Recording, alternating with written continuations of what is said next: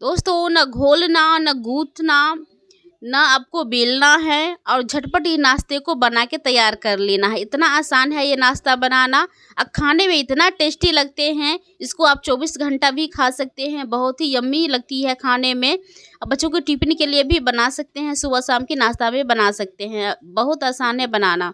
चलिए शुरू करते हैं। एक बाउल लेंगे, एक कटोरी, उसमें हम डालेंगे 1 से 1.5 गिलास पानी। तो यहाँ पे हमने 1.5 गिलास पानी का यूज किया है।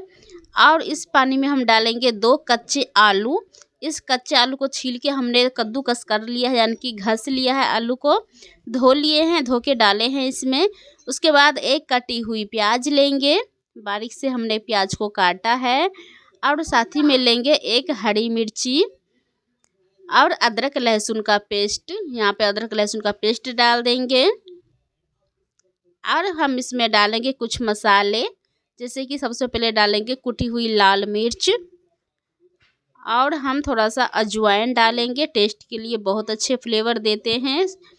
और थोड़ी सी जीरा पाउडर, यानी जीरा और थोड़ी सी कच्चा जीरा।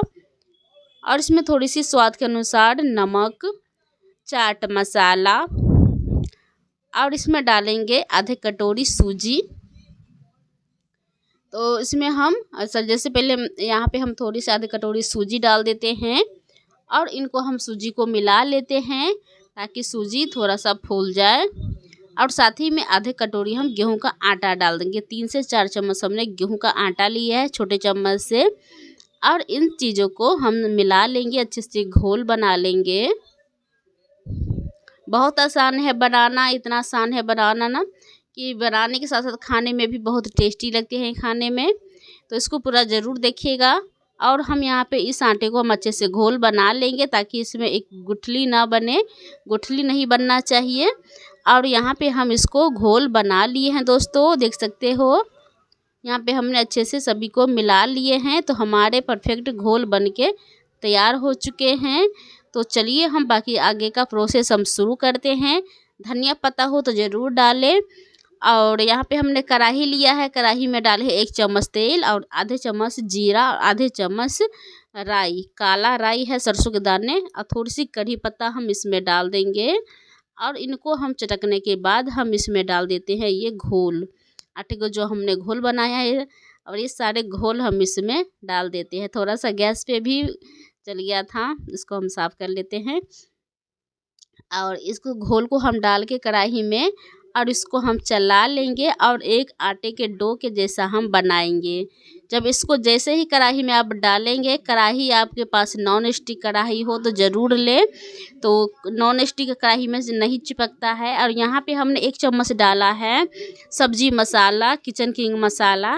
अब इसके जगह हल्दी पाउडर भी डाल सकते हैं और गरम मसाला भी डाल सकते हैं। तो इसमें हम डाल के मसाले को अच्छे से इसको मिलाते रहना है, यानी कि चलाते रहना है। और ये अपने आप गाढ़ा होते जाएगा, जैसे आंच को मीडियम में करना है। और संभल के करिएगा ताकि हाथ पके ना। इसको अच्छे से हम चला लेंगे, बहुत रूखा करना है इसको। जैसे जैसे चलाएंगे वैसे वैसे रूखा होते जाएगा। यहाँ पे देख सकते हैं, यहाँ पे रूखा हो रहे हैं। और इसको हम चला चला के इसको हम आटे के डो में बना लेंगे। आटे के डो बन गया है, यहाँ पे देख सकते हैं कढ़ाई में चिपक गया है। और नॉन स्टिक कढ़ाई रहता है तो नहीं चिपकता है, तो कोई बात नहीं। तो इसको हम रूखा होने के बाद हम इसको देखिए हो चुके हैं। और इसको हम निकाल लेते हैं दूसरे बर्तन में। तो यहाँ पे हम इसको निकाल लेंगे। निकालने के बाद हम इसको ठंडा कर लेंगे दोस्तों। तो इसको ठंडा होने के लिए हमने पंखे के नीचे रख दिए हैं। उसके बाद यहाँ पे देख सकते हो, इसको हम ठंडा होने के बाद एक बार फिर से हम हाथों से मिला लेंगे, मसल लेंगे हाथों से एक दूसरे में। और थोड़ा सा हल्का सा चिपचिपा होता है सूजी की वजह से। और इसको अच्छे से रूखा ही, मतलब रूखा इसको निकालना है, ज़्यादा गीला मत निकालिएगा, नहीं तो गीला करेंगे तो इस टाइम में आपको डो नहीं बनेगी, चिपचिपी ज़्यादा हो जाएगी। तो इसलिए आपको ज़्यादा कढ़ाई में ही रूखा कर लेनी है। उसके बाद हम इसको अच्छे से मसल लेंगे। और देखिए थाली में भी चिपक रहे हैं, तो कोई बात नहीं, हल्का हल्का चिपकता है। इसको अच्छे से मसलने के बाद हम इसको बनाते हैं नाश्ता। तो इसको हम डिजाइन बनाएंगे, हाथों में थोड़ा सा तेल लगा लेंगे। और तेल लगाने के बाद हम इस तरीके से, आपको एक ही बार तेल लगाना है, एक बार तेल लगाएंगे ना तो 5-6 ऐसे ही बन जाएगा, बार बार तेल लगाने की ज़रूरत नहीं है आपको हाथों में। और इसको हम इस तरीके से लोई बनाएंगे और इस तरीके से पेड़े का डिजाइन हम बना लेंगे। ऐसे देखने से तो लग रहा है कि जैसे आलू चप हो, लेकिन ये आलू चप के डिजाइन है और खाने में कुछ अलग ही स्वाद देता है। तो इस तरीके से हम फिर से लेंगे और इसी तरीके से हम दूसरा वाला भी एक लोई बना के और इस तरीके से हम दाब देंगे। और साइड से जो अगर फटे, ऐसे तो हमारा फट नहीं रहा था, अगर फटे तो हल्का सा चिकरा कर लेनी है साइड साइड से। और इसी तरीके से सारे नाश्ते को हम बना के तैयार कर लेंगे। तो यहाँ पे नाश्ते हमारे बन गए हैं, तो इसको हम तेल में फ्राई करेंगे। यहाँ पे तेल हमारे गर्म हो चुके हैं। आप कोई सा भी तेल लीजिए, सरसों का तेल लीजिए, रिफाइंड तेल लीजिए, कोई सा भी तेल में फ्राई कर लीजिएगा। और यहाँ पे हम एक एक करके सारे नाश्ते को हम डाल देंगे और इसको हम फ्राई होने देते हैं। इनको अंदर से जब तक इसका लाल कलर ना हो जाए, यानी कि कलर चेंज ना हो जाए, तब तक इसको छेड़ना नहीं है, इसको चलाना नहीं है। अगर बीच में आप इसको चला देंगे तो ये बिखर जाएगा, टूट जाएगा, हो सकता है। तो इसको कलर चेंज होने देना है अंदर से, उसके बाद इसको पलटना है। इसी तरीके से हम उलट पलट करके इसको सेकने देना है। यहाँ पे देख सकते हो दोस्तों। तो अच्छे से इसको करारे क्रिस्पी तक, इसको कलर चेंज आने तक इसको सेक लेना है। यहाँ पे हमारे नाश्ता अच्छे से फ्राई हो चुके हैं, तो इसको हम निकाल लेते हैं। तो ये नाश्ता हमारे बन के तैयार हो चुके हैं, देख सकते हो।